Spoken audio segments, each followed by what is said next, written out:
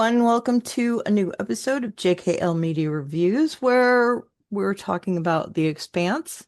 And today we're talking about the 13th and final episode of season 2 called Caliban's War. I am really eager to discuss this episode, and I have psyched myself up since this is a jam-packed episode to go through and talk about everything. Let's get first thoughts from my co-hosts Jesse and Lou. Hi, everyone. Start with you, Oh, Jesse. hello, everyone. Yeah, this was when you binge a show, it's easy not to notice if it's a season finale or something, but this felt like a season finale. It was amazing. There are, you can divide it into three sections, really, with the third being not as important at first, but it may be one of the more important sessions. You got everything you want. You got people revealing their truths to each other, Bobby kicking ass. I just love the series and I love this episode. And I was telling before we hit record, I watched it yesterday afternoon and then I had to watch it again last night just because I wanted to make sure I didn't miss any moment of it. Awesome. Okay, Lou, hi.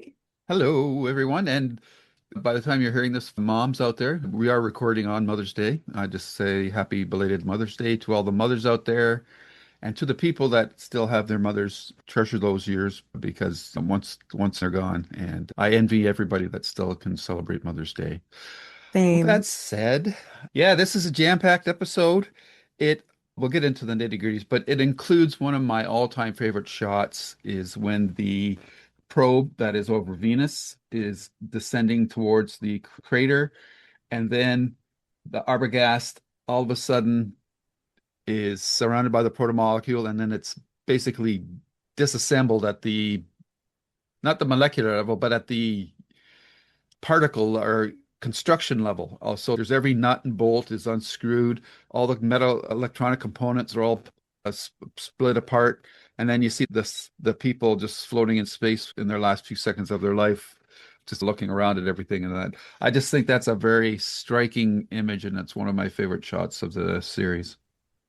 Yeah, it's a well-used method for showing like an Autodesk, Yeah, showing that's a very good description. Yeah. yeah, showing the what do you call it? The framework of something. Yeah, like the blueprint. Yeah, they use it in when you're trying to get a patent. They use that kind of drawing as well. I love that scene also. For some reason, it reminded me of 2001.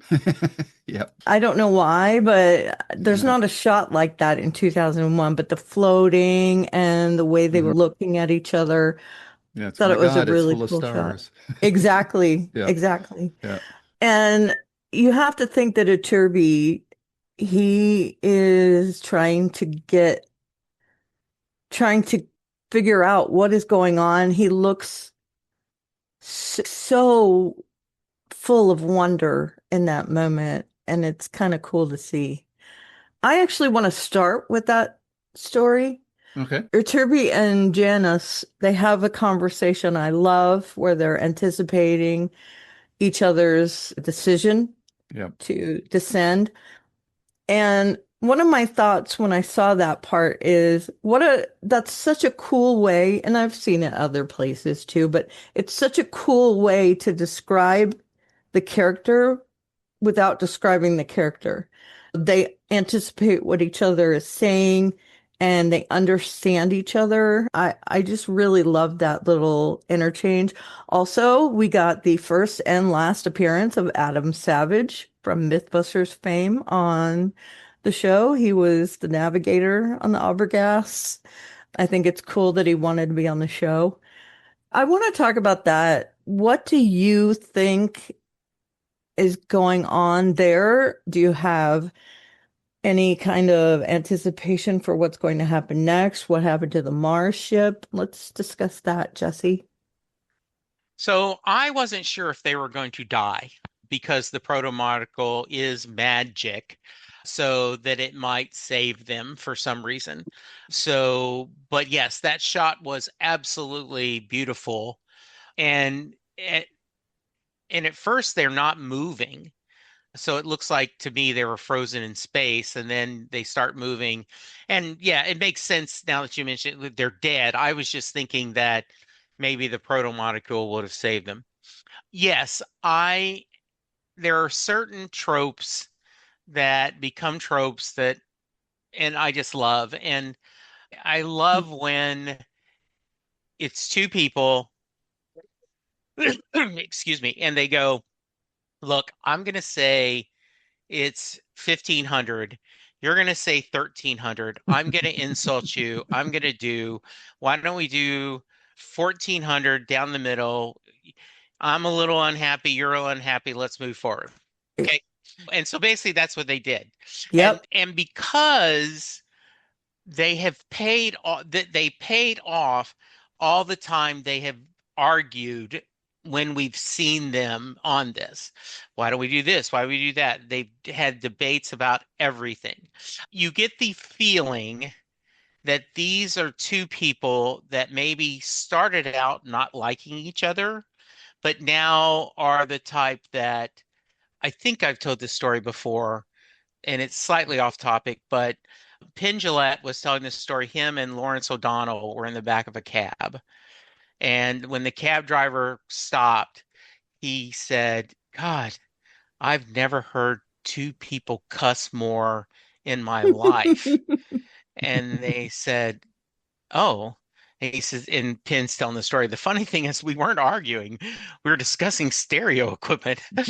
So Oh, I just get the feeling of they have found out they like arguing with each other. They enjoy that back and forth banter. And so and that in their performances, in their smile and the way that do that. We're out of drones because remember he had said earlier, okay, we're going to have to take our last remaining drones and we're going to make it a super drone, everything. So I I love when a show pays off a storyline by watching it and doing it. I think, and that's why I said when I introduced this, I think this is going to end up being more important than it feels like to me right now. Like to me, this is the C plot of this two A plots, but I think this may have long-term repercussions. So I was glad to see it, and I'm glad I you can brought it up I first. can definitely confirm your thought. Okay, good. okay. Yeah, it's like it flew under the radar, right? The Yeah, storyline. In fact, in the last episode, there wasn't any mention of it at all. And it did seem like that kind of side plot, but it does look like it's definitely gonna have some sort of impact, not only because the Arbogast is gone, but the Mars ship is gone, and no one knows what's happened to them. They could have killed yeah. each other. So there's lots of ways that can be taken. And we know that Christian lost a friend, another friend. That can't be a good thing for her. She's gonna have to reconcile her loss as well. So let's go to you, Lou. Yeah, I like what Jesse's and you both pointed out about them reversing the roles of the two characters, basically them playing each other. I think that was a nice way to spice up a scene that otherwise would have been fairly cliche. So that was a nice twist that livened that up. But it also, as you pointed out, Karen, it showed that the two characters have gone from initial, or Jesse, I'm sorry, that gone from an initial state of dislike to now respecting each other and even grudgingly liking each other, and without having to say it out loud or anything like that. They show it with their actions, and it's just they've got this sense of wonder about what they're experiencing right now, which is carried out even after their ship is disaggregated, is the description that I've got in the episode There you summary here. Okay. But yeah, it's just a sign of the show taking what could have been a fairly standard scene and putting a nice twist on it and spicing up in a way that you normally don't get. And Jesse's, Karen, your thoughts about this being more important going forward is correct. And I think the biggest clue there, yeah, and even if I pointed out, you still never guess what's going to happen, is that the creator appears to be moving. Okay. Yeah, So they did mention that in yeah. this episode. So So that so is just file meaningful. that away for future reference. Alrighty. Yeah, that is there's lots of ways in my head, but I'm sure none of them are right because this is such a it could do a lot of stuff, right? I mean, there's so many implications about all of this. The Arbogast being destroyed, the Martia being destroyed, the protomolecule being alive on Venus. There's a lot of stuff that could happen. So, yeah, I'm really looking forward to that. I want to ask you, Lou, this is the first episode where the title doesn't make a lot of sense to me. I know it's the title of a book, of one of the books, but does it reference anything in this episode, really? The entity on board the Rocinante is Okay. they refer to those as the Caliban. Okay. And Cool. can we Nice to and we know. had that discussion a few episodes ago about what the mythological references to Caliban Right, right, being the offspring of the Queen of the Dead. right. So it's like the golem thing. So I think that the discussion that Naomi and Holden have at the end of the episode about the revelation of which happened to that last bit of protomolecule is tied into that as well. Yeah. Okay. Good to Yeah, know. and this episode is a pretty, there's two meanings. The one about the entity trying to survive, and the other one about what Naomi and Holden are talking about. Okay. So there is a double Cool. meaning, but yeah, this is one of the more specific titles from the series so far. Alrighty.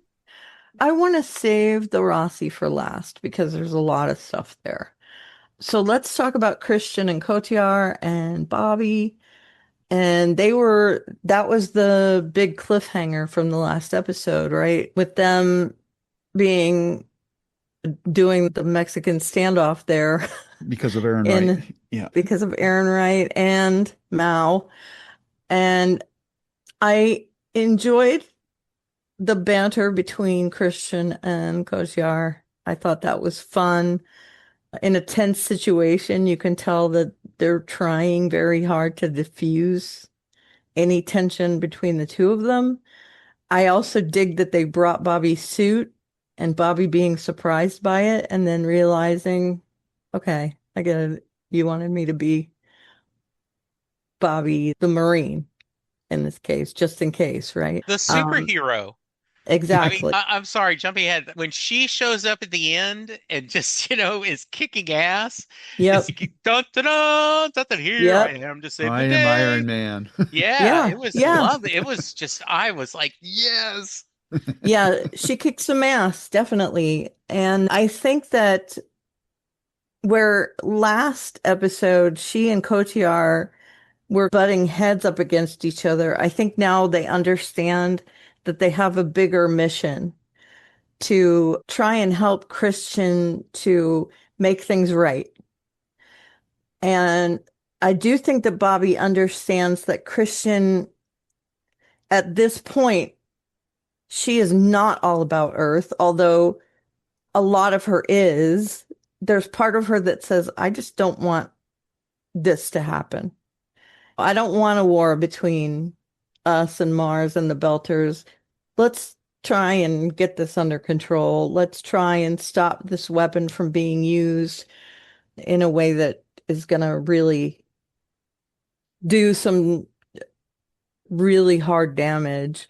I loved all of that. Kotiar saying, yeah, but I'm shot, but she's old too. That was funny when Bobby says, yeah, you can't go in there because you're old. And she says, no, you idiot. It's because he's shot. He says, but she's old too. That was fun. And I also enjoyed the part where Bobby comes across the maintenance technician or whatever in the hallway and they talk to each other. And the guy realizes that his life is worth more than what they're asking him to do. And so he lets her in the room to get her suit. And then he asks, can you rough me up a little bit so that it looks like I maybe tried to stop you? And you get the feeling that she did. she's okay with doing stuff like that, Yeah, work out a yeah. little My aggression. only quibble with a scene like that is in that age, everything's probably being recorded. Sure, Cameras but everywhere in there, but you just got to go with it. yeah, you're hand wavy on that, right? Yep. And her breaking back in and barreling through everyone like Rhino from the X-Men. She really did. Is it Rhino from the X-Men or is it Rhino Spider-Man. DC? Spider-Man. Thank you. Yes, Rhino from Spider-Man. Him going in and taking people out right and left, parting the sea. I dug that and the back and forth between Kodiar and the Mouse guy. Just all of that was cool. So I'll stop going on about it and I'll let Jesse talk now. The it was so well done. We don't do favorite quotes here, but I'll try to bleed slower is worthy of Oh, repeating. yeah. So great. You're sitting there because I am such a fan of the character and the actor. I was never convinced Cotillard was going to betray her. I knew that he was just trying to buy time, but I think she believed him.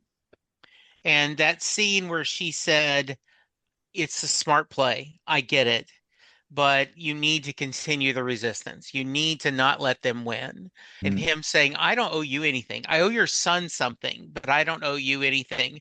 I thought was just really well done. yeah.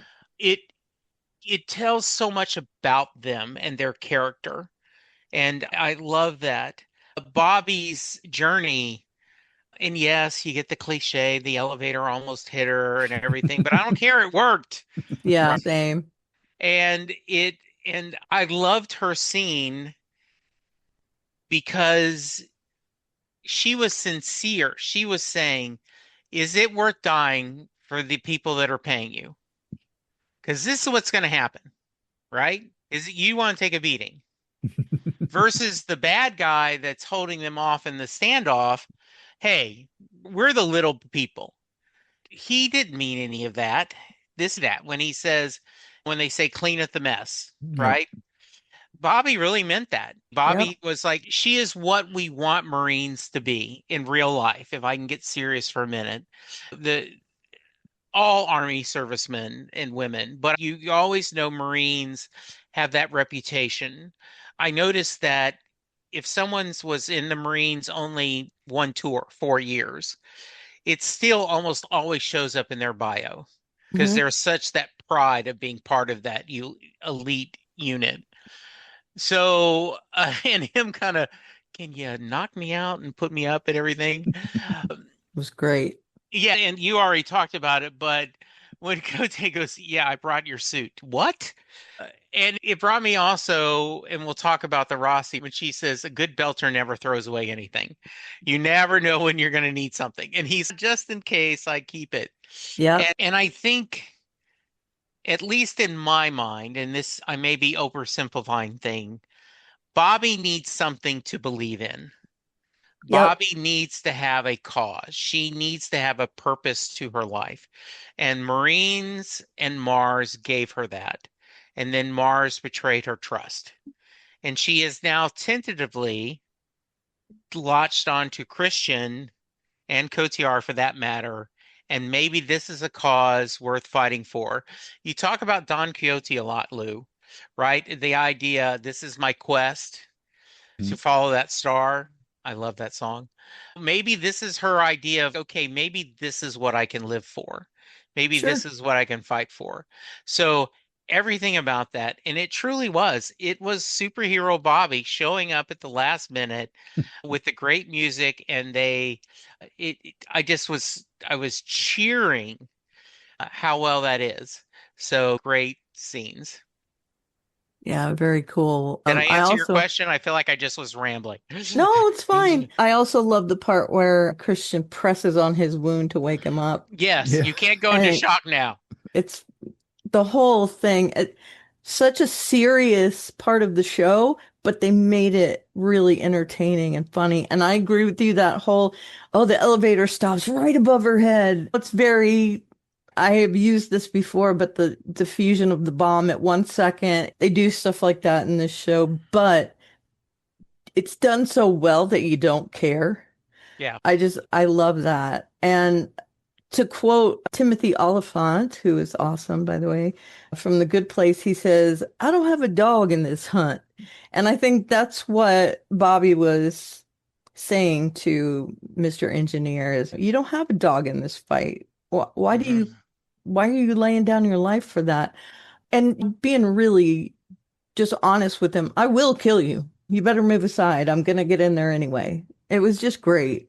I loved that whole thing. Okay, sorry, let's go to you, Lou. Yeah, I think you guys covered it pretty well. I do, Jesse, you picked up on the parallel between the deal that Coach here was trying to strike with the crew member versus the one that Bobby struck up with the electrician, where she was sincere and he was not. So I like that as well. Great character beats between all three characters. I like you guys. I loved the Bobby's surprise when she says, "You brought my suit," and he just looks at her and she goes, "I think they've come to an understanding once Cotier revealed to her that he was responsible for Christian's son's death. So Yeah. ever since that point, they become brothers in arms. So I really like that quite a bit.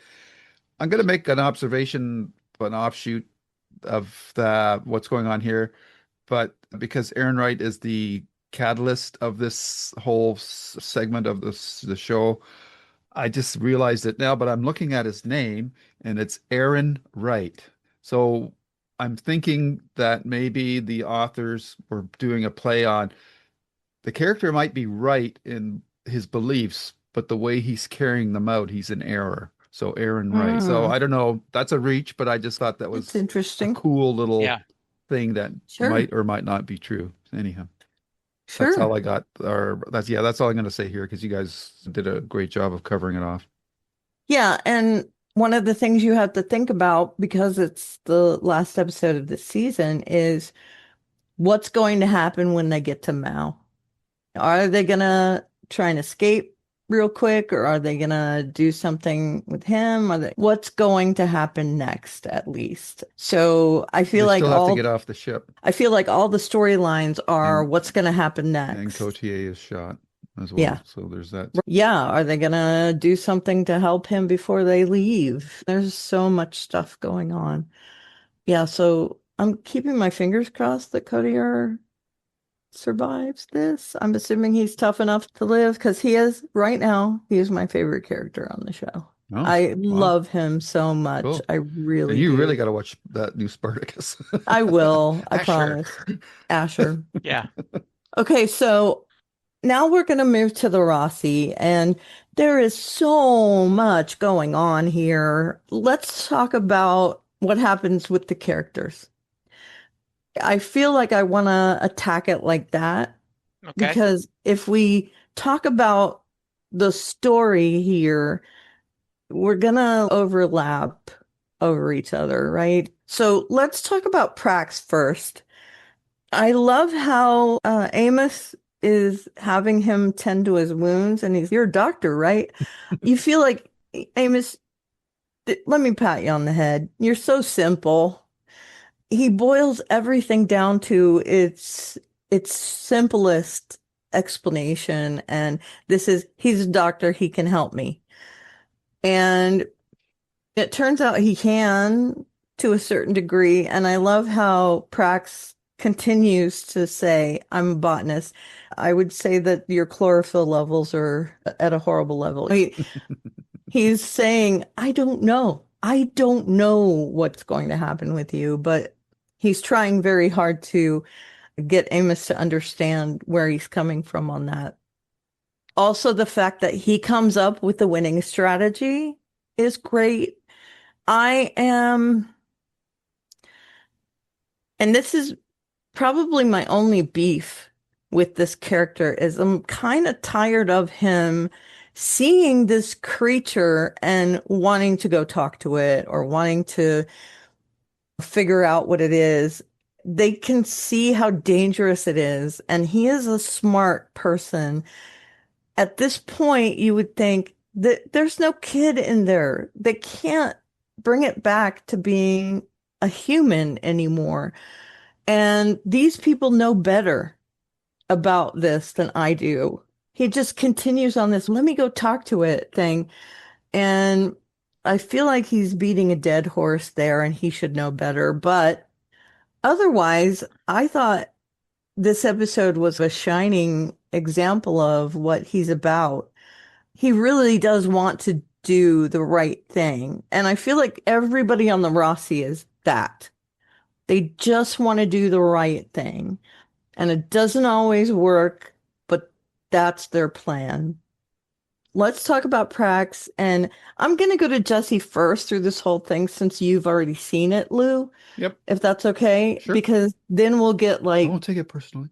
the little, I want to save you for last each time Yeah, because I know. you'll have like a Yeah. sum up of, hey, I like where this is Yep. going. Yep. In Okay. No, case no we missed worries. something too.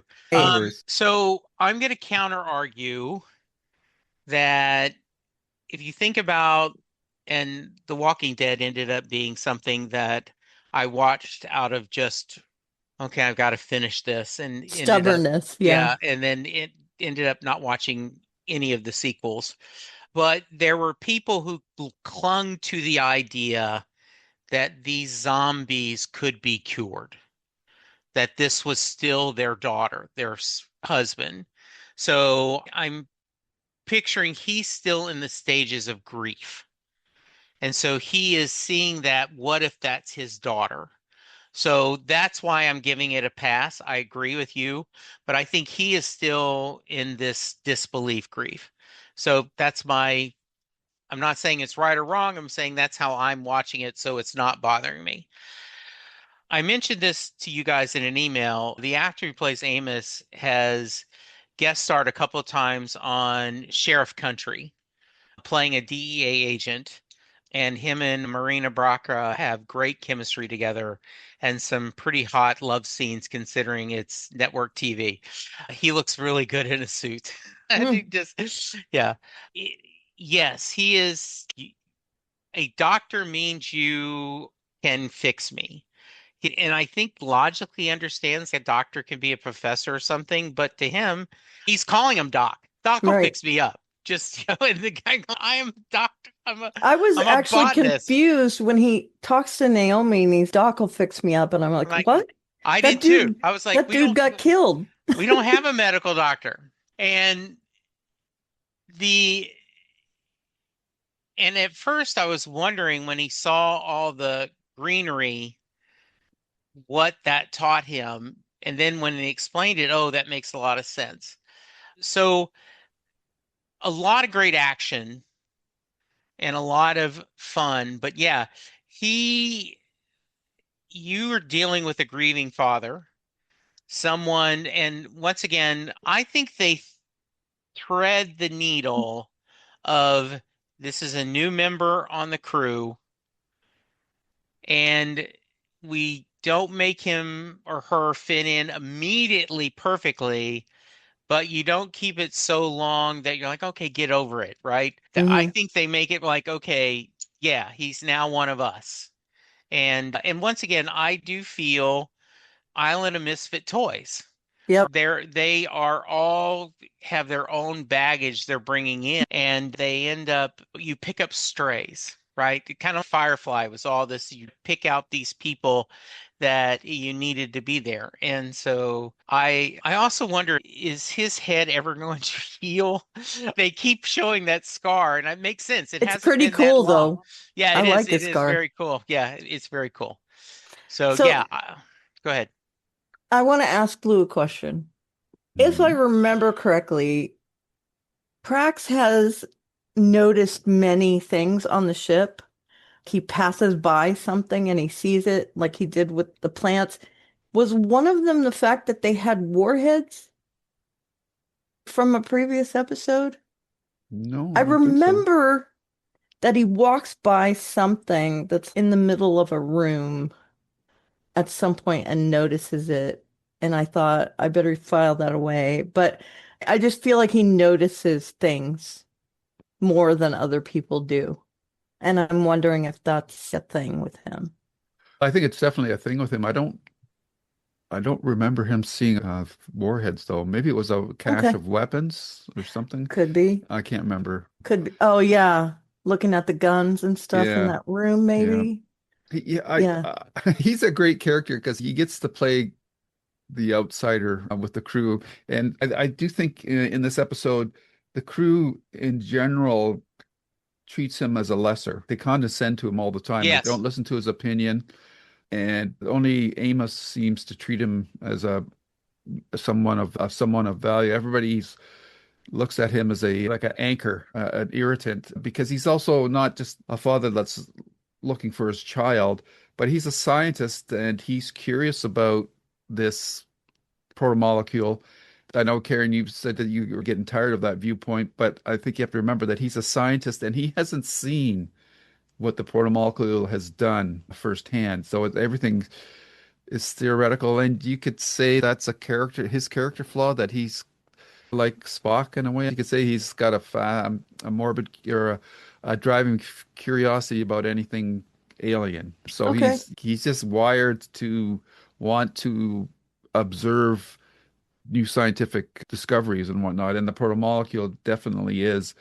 And he's looking at the behavior of the creature, and he's seeing human characteristics in it. And one of them, and as well, he relates it to the plants with the light, that it's looking for it's operating off some sort of nutrient gradient, which allows him to come up with the idea of using the nuclear fissionable material from one of the warheads to track the creature out of the ship.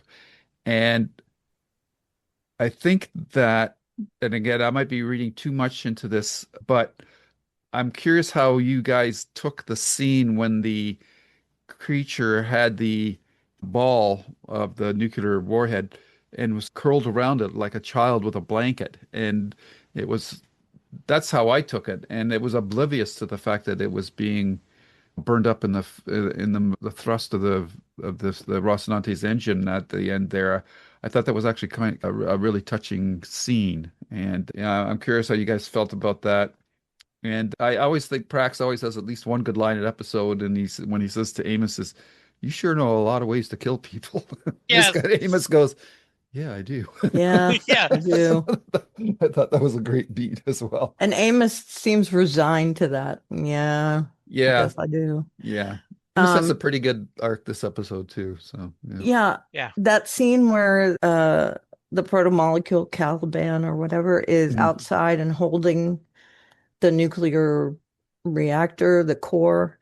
yeah, It reminds me of when a lion is hungry, it goes after food, and that's what it knows. yeah, You can't blame it for being a lion.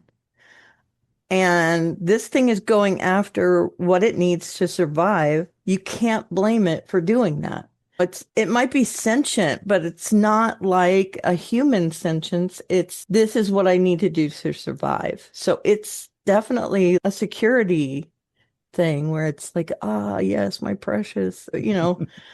and it's very much you can't blame it for wanting to continue on. So that's how I feel about it. What about you, Jesse? Yeah, I was a little, maybe because I'm being overthinking it, but you didn't even just try to communicate with it. Devil in the dark, right? The Yeah, Horta. yeah. So I was like, do you attacked it, so of course it attacked you back. Is that necessarily? And so I was a little curious if they might do this. They may go a different path than it just being a monster. Yeah. That there is something that they're doing. They chose not to, not going to second guess them. It appears that at least this part of the protomolecule, this creature, I agree with you, Karen. It was just hungry, so it's going to feed. It did not attack once you stopped attacking him. But I almost was like, is he going to climb up there and take Holden, free Holden? Mm. And then we've got a whole different story going on. So in the back of my mind, I'm not sure if this is necessarily quote unquote evil, right? It's just different. Yeah. And we may see what happens. Sure. I think the weapon is the person using the protomolecule. Yes. Definitely The a weapon is large part of not it, the yeah. protomolecule itself. But Yeah. Go but ahead. it is basically an incompatible life form because its prime directive is to find food in the form of energy, and that would it's interesting that you mentioned about Holden. Was the monster going up there to feed him or to feed on him? Yeah. I always took it to be to feed on him. Yeah. Yeah. But and I think they were just trying to show that yeah, it might be a an intelligent life form, but that it's just we're just not compatible with it. So therefore, we can't apply the same compassionate standards to it as we would normally, and that sucks. And I think that's what the scientist or Praxis purpose in this series is to show that the other side of the coin. But when push comes to shove, it's either us or the protomolecule, and that sucks, but that's just the way it is. Reminds me of Pluribus a little bit. Where Yep. they just want to survive. Yeah. Yep. Interesting. All right. There's nothing new under the sun, so things get overused. But I think that both of these series take things that are tropes and surprise you with how they Yeah. use them. So yeah, I want to switch to Amos here. And I I do think that he's a good example of he wants to do the right thing, but he actually expresses that in this episode that it's hard for him to figure out what to do in order to achieve that goal. And Because it he might, lacks empathy. there's that, but I also think that whether he's served or not, he's a soldier and he needs someone to command him in order to have a mission. He just doesn't take initiative like that. And he expresses that to Naomi when he says, "Hey, you said that you had something to do and I didn't listen to you." And I feel like this is a recurring theme in his life that he gets knocked back when he tries to take initiative. And so he is content to let other people lead. He has shown that he doesn't want to lead already several times over. And he also communicates that to Holden, where he says, "Hey, I know you're a good person, that you're doing the right thing." So, That didn't come out right. Yeah. That although I didn't. thought it was fine the first time, Yeah. to Yeah. be But fair, That was funny. you might suck sometimes, but you're trying to do the right thing. What I mean I, is, you're a good man. yeah. Yeah. And I thought it was really nice that I want to do better. And I really, the idea that I'm not sure where to go and you're watching you help me try to be a better person. yep, Yeah, so I just think it was really lovely. He is a flawed individual, but he's so complex. Can I eat it, F it, or or it, right? And he is loyal. mhm. And I thought it was good that he told Naomi, I was wrong. She's trying to apologize to him, and he's no, you said you had something to do. I should have your back. And They were both wrong, but they were both right. yeah, I find that situation was untenable yeah, Mhm. on the Yeah. somnambulist. And it's difficult to not sympathize with Amos in that respect because realistically, like we talked about this last episode, that Titanic scene was great, but in real life, would it really happen? We would like to think that yeah, people would behave like that. But I think Amos's read on the situation was realistic, and he really didn't have to apologize, but Naomi didn't want to stop him because it was important for him to come to that realization. And I just think that this just really shows that while Amos is good at the pragmatic stuff, he's very emotionally stunted. So therefore, he lacks the ability to comprehend. I think he can feel, I think he could feel compassion and empathy, but he can't comprehend how it works in other people, at least at this point in the series. So he's very, like, he's trying to do the right thing, but he's working on with a very atrophied sense of morality. Sure. Yeah. Because he's And like you said, Jesse, he's can I eat it? Can I screw it? Or can it yeah. hurt me? And that's pretty well his baseline. Yeah. And I also, I jokingly called him Jane of the Right. series, Yeah. but I think Wes Chanton, I had to look up his name, the guy who plays Amos, he plays it. Amos is not on the spectrum. Mhm. He's just a very simple guy who was Hmm. raised, it sounds, in very hard circumstances, Yep. and he's in new touchy-feely. He's working on Yep. himself.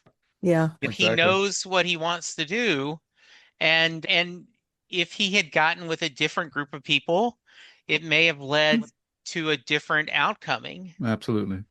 But Yep. since he has, I think he really admires Holden and Naomi, and he would F Naomi if he had the chance. And don't 100%. get me wrong, he was very clear about that. Yeah. Yeah. But I also think that it's not only the F Mary kill thing. yeah, I feel like it's also, or is it a child? Because he does have that kind of kinship with children in certain situations. And we've seen that a couple times, right? But that wasn't in this episode. I hate to veer off a little bit, but one of the things that always bothers me about things that happen like this, and it happened twice in this episode, Prax and Amos both went into great detail about their experience before they gave the solution that they had in mind. Amos says, "Hey, I did this on this ship," and everyone's just standing there staring at him. He didn't say, "Hey, this might work because this and this." And yeah, Prax also went into that same thing. He tells Alex, "The creature is this." Stare. "What do you mean?" This, and also this, and that's how it would work. So one of the things that bothers me about that is why don't they just say, "Hey, this will work and trust me." Well, I guess that's mhm, the trust part, right? Sure. And Yeah. if they don't, then they can explain. But, Yeah. they go into this huge, here's my Yeah. experience, and I know that's for us. It's not. Absolutely. Yeah, it's building a character backstory. Yeah. That's one of But I'm the like, things that you you're got to do. running out of time. But in a real life situation, that you would say, hey, if we do this and this, it should work. But I do the fact that Naomi called Amos out and said, you lied. He won't Yeah, survive the decompression. yeah. And when definitely. she pushes him, he says, "Yeah," and that he's not happy about it. He says that, "I'm glad I didn't have to kill you." Yeah, you're right. And he makes a point of hitting him on the leg that's hurt. Even So after, did so Twice. did so like, did Alex Alex. did it just a mistake. And this Yeah. one, no, this was perfectly, Yeah. yeah, I felt a this, little bit of, I think I felt a little kinship for you in that scene with Holden, Jesse, because he said, I've been spending a lot of time in this room. yes, Mm, yes, absolutely. I immediately Yeah, thought of you. So Jesse can yeah, relate to this. yes. yeah. Like, wow, I got shot again. And then and also last week, Amos, why am I always the one that gets shot? Right. Yeah, yeah. He's a little bit of a sad sack every now and then, right? Okay, so Amos has great idea, and Mhm. then the only downside of that is that it's going to sacrifice Holden, Yeah, but in desperate times.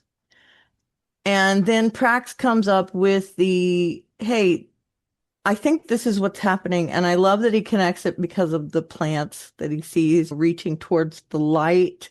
It's mentioned that he's a botanist and that's his experience. And so we see him later. The payoff for that is that, oh, the plants are doing this, so this thing is also doing this. Let's try and do it that way.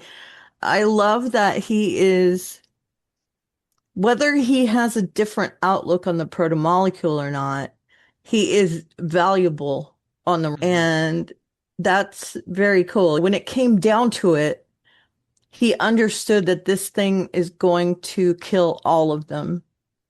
if they Yeah. don't do something. And so here's a solution. Let's go do it. I was worried for a minute when Naomi is telling him to let go of the core and he hesitates. I thought, hey, that's not good. But he does let it go, and they end up being able to destroy the protomolecule and save Holden and all the best things, right? Yes. Mhm. So, if you guys are okay, let's move to Holden. Holden had a lot, but a little Right. this episode. There was a lot going on with him, and I feel like I was really afraid when he starts having conversations saying goodbye to people that they were going to kill him. Even though he's on the cover art for the coming seasons, I still thought, okay, they're not going to kill him, Well, hey, right? they're still showing Julia on the, and she's still Right. listed as a cast member I every know. episode. So I was worried about it. They don't have any problem with killing off That's a main good worry to characters. have. Yeah, okay. I hate when you do that, but I love when you do that too. I'm just trying to keep you interested in the show, that's all. You don't need to do that. I'm already interested Oh, in the show. okay. So Holden is pinned against the wall. The condition that he will suffer from if he stays there, it's called compartment syndrome. And when I watched Grey's Anatomy for the first few seasons, there was an episode where a man he gets dared to be covered in cement. And then they can't chip him out of it because it's so thick. So he goes to the hospital with still some cement stuck to his body. And as they're chipping away, one of the doctors says to him, this still, it might not turn out like you think. And it's because all the pressure on from his chest down from the cement is going to cause compartment syndrome.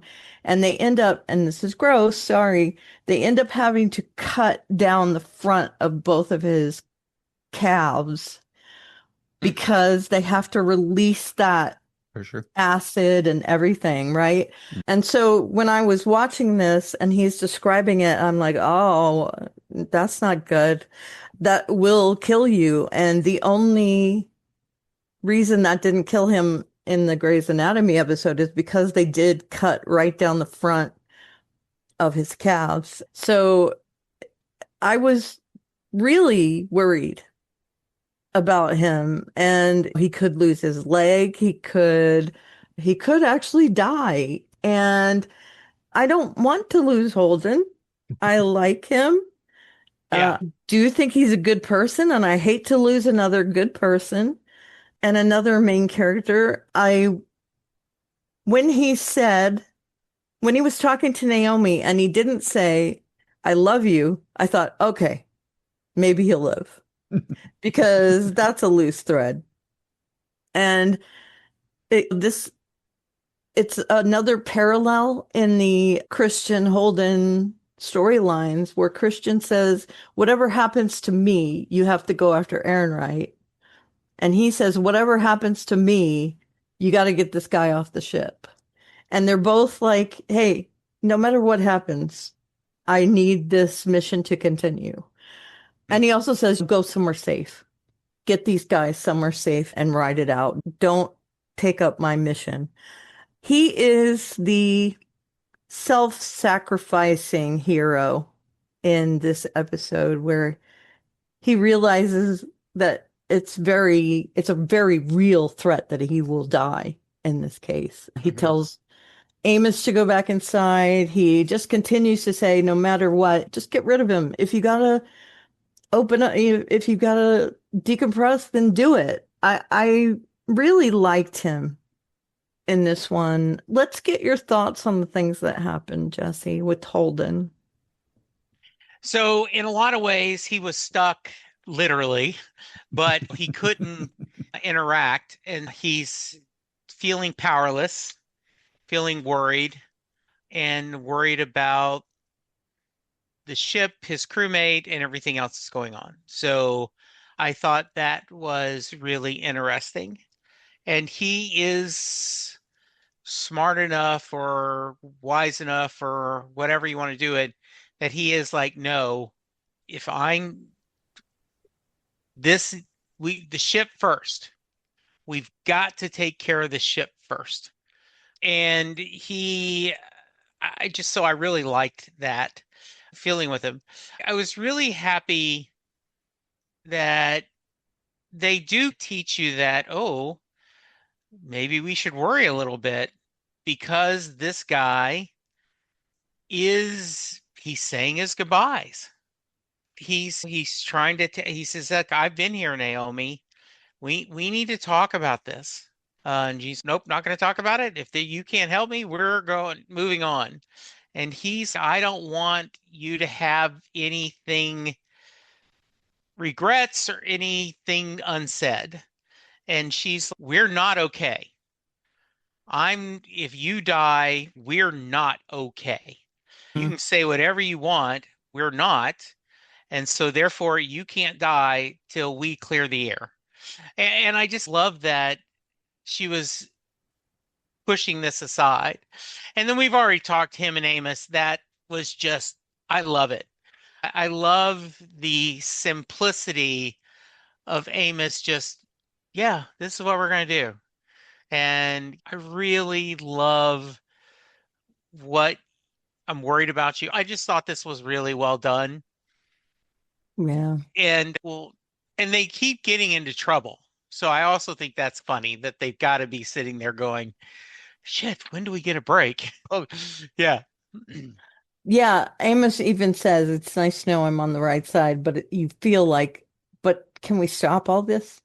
Yeah. And also, I enjoy the line where Naomi says, "Do you regret everything that's happened?" And he says, "No, of course not, but yes." Yeah. That's another little funny beat there. And it's Yeah. true, he does regret everything, but he doesn't regret Yeah. everything. It's very Holden. Very And I much. think after the last few episodes with him really taking charge and being hard and all that, to feel powerless now, Yes. it has to rankle, right? It has to Yes. really be disheartening for him and saying, okay, I just got back to myself and now I'm gonna die. And It was just a cool set of circumstances. I also think, and we've talked about this before, Holden grew up in a group family. He Yep. grew up in a family that this was not a quote unquote atomic family, mommy, daddy, brother, sister. He grew up with a big family. And so I think he is most happy when he is in that type. And this is the Roci has become that for him, Yep. that his Definitely. extended family. Yeah. With him being daddy and Yeah. Naomi being mommy almost, right? Yeah, exactly. Okay, on to you, Lou. Yeah, I think I don't have much to add here except that Holden is, like you said, Karen, is a parallel of Christian. They are people that have a cause, and the worst thing that can happen for them is to be taken off the board before they've completed their mission. We gave a pretty good heart to heart with Naomi, and we've seen him redeemed a little bit in these last two episodes. Alex brought him back down from his Moby Dick moment, I guess you could say, and he escorted the somnambulist safely away, and then he tells make sure that Naomi knows that he loves her, and so he's kind of come back to himself, which I think happens to people when they're face near their death situations or whatever, or you get a bad prognosis and you want to make sure that you've crossed all your T's and dotted all your I's before you go, which is what he's basically doing in this episode. And I I'm not sure. I guess we haven't talked about their last scene together, so Nope, I think you're saving that. So I won't I say anything am. further, Yep. but it's a good you give with one hand and you take away with the other. So I'll just leave it at that. Yeah. Yeah, I was using this as a segue to go to Naomi. Right. And She does a lot, but I think her main story in this episode is her very last conversation with Holden. We've talked about their interaction when they talk to each other. We talked about her and Amos discussing, hey, you were right. I need to apologize. But I think the most impact she had was in that last conversation. And wow, was that a twist I didn't see coming. I loved the payoff here, where she is OPA and she knows Fred is OPA. And so, therefore, the Belters, first and foremost, she doesn't know what's happening with the protomolecule, but she knows that the odds are that both Earth and Mars are going to use it on each other, and they have it. But in order to not destroy themselves, they might go after Belters first. And Belters don't have it. So she's gonna give it to Fred. Wow. What a shock there. But I do like that she says to Holden when they have their comlink conversation that, hey, there's things unresolved here. And Holden thinks it's his on his end, when really I think what she's saying is, I got this huge secret that I got to get off my chest, and you can't go before that happens. I thought it was just going to be, hey, there's this protomolecule I kept, so we'll have to go get it. But I did not see coming that she had given it to Fred. That was quite a shock for me. And we have talked about the fact that this was going to come back to bite her in the ass. And now Holden loves her very much and she reciprocates, but I think this might be a deal breaker for them. This is a betrayal, right? He told her to destroy it because there's nothing more dangerous than this protomolecule right now. She showed him a fake picture that she had destroyed it. So she literally faked this outcome that he had asked her to do. And this whole time she's known that there's protomolecule out there when he wants it all gone. And that's his mission, is to make sure that this doesn't do any more harm. And now she's given it to Fred. So this can't be good for our heroes. Let's discuss that, Jesse. And if you have any other Naomi thoughts while we're here, go for it. All right. So I'm not saying they're not going to do this, but he should not. I don't know if forgive is the right word, but he's got to let it go. We learned a long time ago uh, in A Private Little War, hello, original Star Trek, Mm, that there's going to be an arms race. And the only way you keep, and unfortunately, the way humans are, mutually assured destruction. If you have automatic weapons, then I need automatic weapons. If you have cannons, I have to have cannons. If you have nuclear weapons, I have to have nuclear weapons. And her point is Mars, Earth, and the belt are always going to be at odds. I know we wish there weren't, but that is the reality. And there's no way I, as a belter, as a patriot, can let my side fight with one hand tied behind their back. And this is the reality. I'm not telling you what we want, what we're hoping for, just the truth is you've got to do this. And I lied to you and I get it, but grow up, put your big boy pants on, and understand that in my mind, there's nothing else you could do. Now, he may be so offended, but in my mind, I think she's right. I think it's sad she's right. But as she was explaining that, I was nodding my head going, yep, sad, yep, oh, yep, right. So my hope is just as she's forgiven him for doing some of the crap he does, he's going to forgive her and face the new reality. It's out there. We can't put this evil genie back in the bottle. So we're, this is what I did. I did what's in my heart, and w please let's move on. Will they? I don't know. But just in my mind, one of the best scenes in the episode, a great emotional cliffhanger, except we do see that the daughter's alive, right? So that Right, was a right. kind of nice little thing.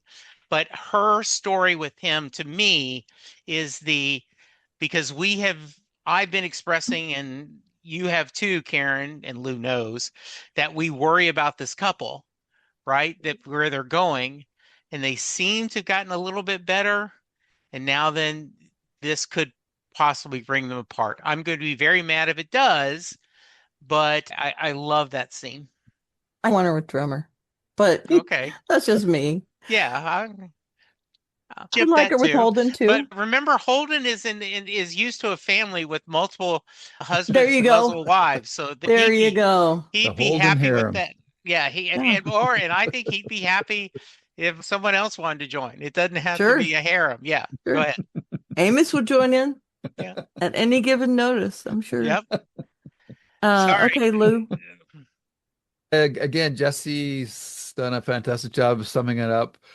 Of course, that is the pragmatic overview, but the emotional one is a totally different story. And basically, we've gotten two people who have had a partnership and they've been on a mission statement for the most part jointly.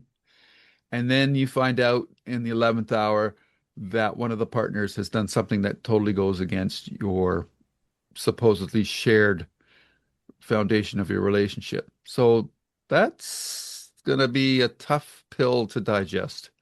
And we'll just have to see how that plays out going forward. Yeah, it And that's shows all I'm. that her mindset is completely different from what he thought. And that's, it's hard. It would be very difficult to reconcile that. The I watch it on YouTube, but it's a podcast called Shane Reads Reddit Stories, and it's Smosh. Okay. So Shane Top reads Reddit stories, and he has two people on the couch who listen and they give their opinions, and it's usually Am I the Asshole from Reddit. And one of the stories this week was a couple that broke up because the woman found his Reddit profile and saw that he was a completely different person on Reddit than he was in real life, that he was telling people, "Oh, you got to break up because this and this." And so they ended up breaking up over it. And this feels like one of those situations where now he has found out her other side, which is not what he thought. That I know it has nothing to do with each other, but it's a funny thing from always the Reddit story is, oh, they've done you wrong, break up. That's what Reddit says because they're on the other side of a computer and they don't have to deal with the Yeah. ramifications. So, with that in mind, part of me says you need to break up. But I also think that Holden will understand, even though he is not a belter. We have to keep that in mind. He That grew is a up on good Earth, point. Yes. so he doesn't have that same drive that Naomi has to make sure the belters get their due. In his mind, he does, but he has an innate Earth ethos. Mm. And it's hard for him to identify with that drive that Naomi has and Fred Yeah. as far as that goes. And I think it's so interesting that we have people from every avenue here. We have an Earther, we have a Martian, we have a Belter. Now Prax is from Ganymede. So everybody's from somewhere else. Amos, I think, is also what, a Belter. I think so. Yeah. Yeah, we don't know that yet, right? So we have all the different backgrounds on the ship, and I think that's going to be very important when it comes to their ethics moving forward and how they need to bounce things off each other. On the Rossi, as far as that goes, I want to at least give a mention to Alex because I like him a lot and he does do quite a bit in this episode, but it's not anything overt in his character. He's mostly just going with this story, going with that story. Did you have anything to add about Alex, Jesse?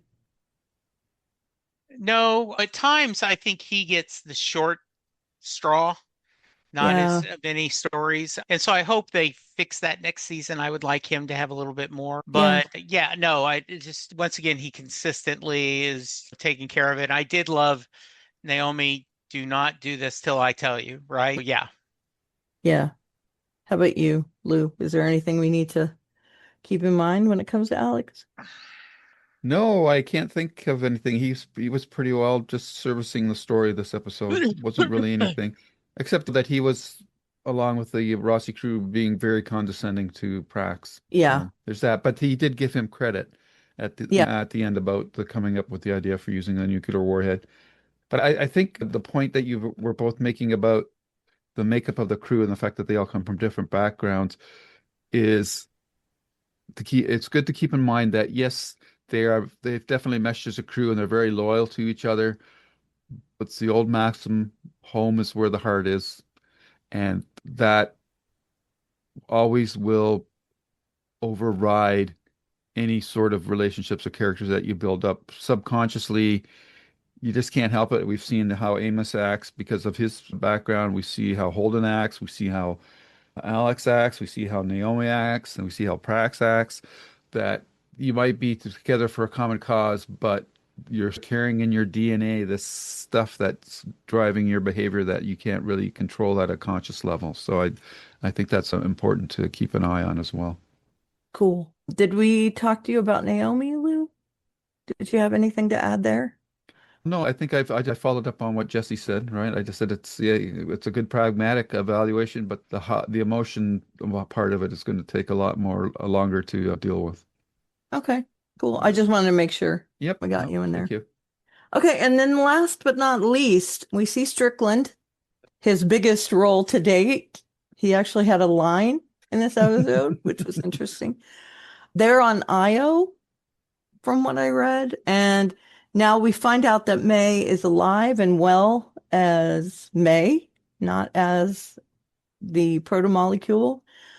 And he seals her up in a pod, and it's like he's saving her in a little pod bay, telling her sweet dreams, which is the creepiest thing ever.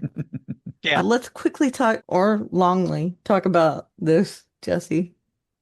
Yeah. So it appears that there she's in suspended animation or deep sleep. So the question is this, are is she just in storage till they can decide to use her, or has the protomolecule part of that in the tube? Don't know. We're gonna see. It is good to see she's alive. I'm glad for that. And it's going to be, I think that's interesting.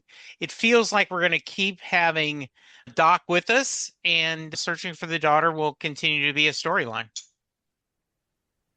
Okay, Lou.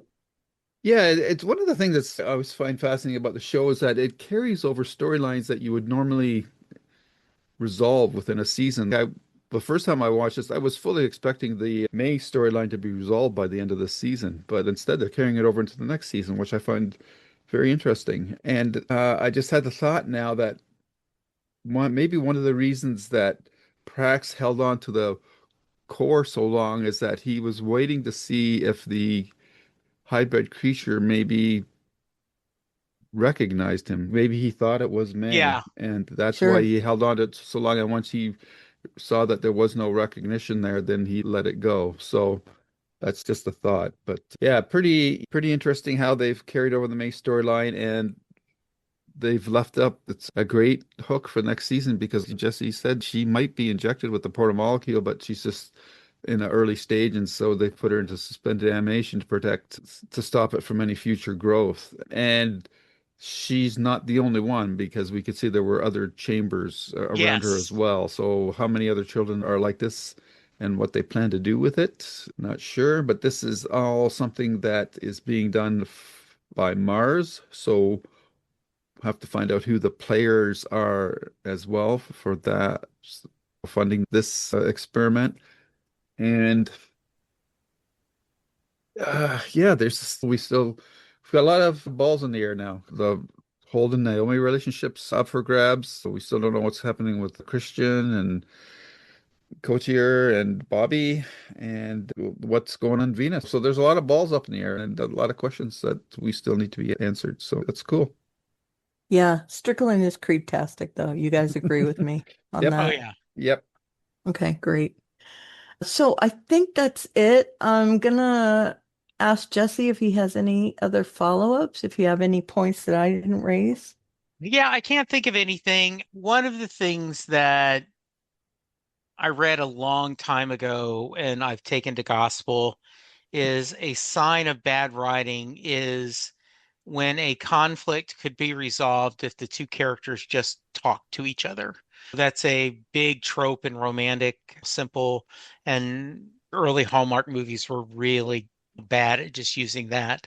Overheard conversation, if you just had asked, they'd like, oh, okay, yeah, I was talking about something else. So I was glad we had conversations, plenty of action, plenty of excitement. I am wondering, like, when he asked Naomi, "You ready to do some repairs? With what? Do you guys keep just a lot of spare parts somewhere Yep. in the thing?" And I guess because it is such a big ship and there's only of them, there maybe they do have spare pipes and other material. Fred Johnson had already said they can't come back and get repaired there.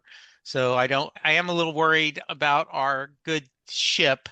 Come on, You know, Naomi gave him the protomolecule.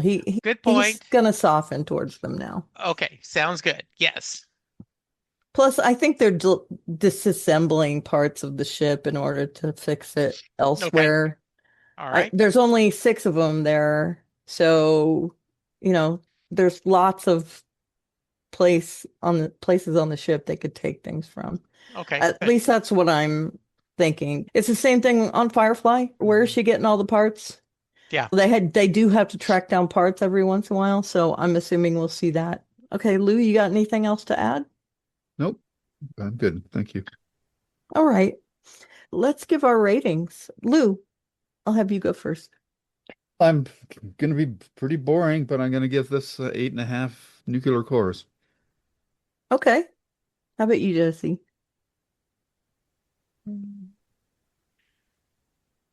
I'm gonna go 9. I just really was pretty happy with this one. So I'm gonna go 9 out of 10. Just toss the nuclear ball, will you? Yeah, do it already. Yeah. I actually going to go a little higher. I think this was a 9.5, and I'll say, where is my super suit? For in honor of Bobby and her super suit.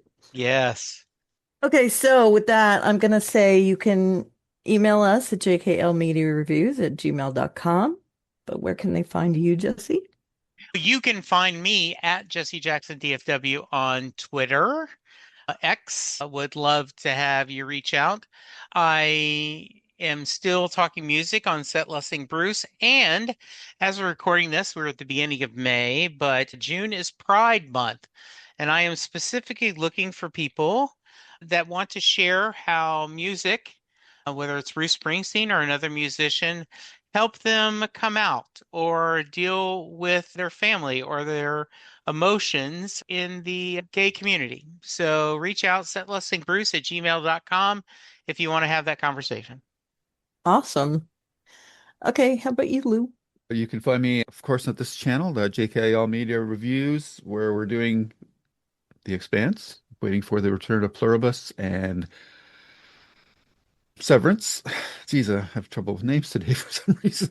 And as well, we do our one-offs, but our discussions are so long lately on The Expanse. I don't know how many one-offs we're going to be able to do for the next little while. And other than that, you can find me on my personal YouTube channel, Lou's Reviews, where we have our archived episodes of the Babylon 5 series, the entire series, plus the animated movie. Also have the writers podcast interviews, as well as my Stephen King podcast. And on Twitter and X, you can find me at Lou W. Sitzma, Sytsma.